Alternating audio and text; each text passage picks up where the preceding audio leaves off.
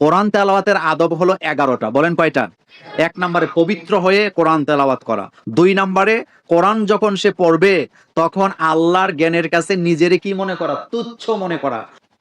3 number কোরআন পড়ার আগে আউযুবিল্লাহ পড়া। বলেন কি পড়া? কারণ কোরআন পড়লে শয়তান কি দেয়? ধোঁকা দেয়। এরপরে 4 নাম্বার ধীরে ধীরে কোরআন পড়া, তাড়াহুড়া না করা। 5 নাম্বার রহমত দোয়ার আয়াতগুলা যখন আসে আল্লাহর কাছে রহমত কামনা করা।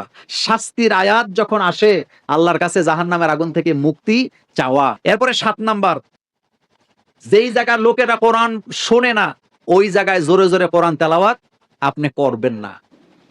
কোরআন অর্থ বুঝে পড়া এটা জরুরি। অর্থ বুঝে পড়াটা কি? বাংলা আপনারা সবাই পড়তে পারেন।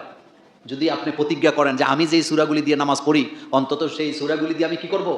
আমি নামাজটা সূরাগুলি অর্থ সহ বুঝে বুঝে আমি পড়বো, তাহলে নামাজে যখন দাঁড়াবেন অর্থগুলা মনে আসবে নাকি আসবে না?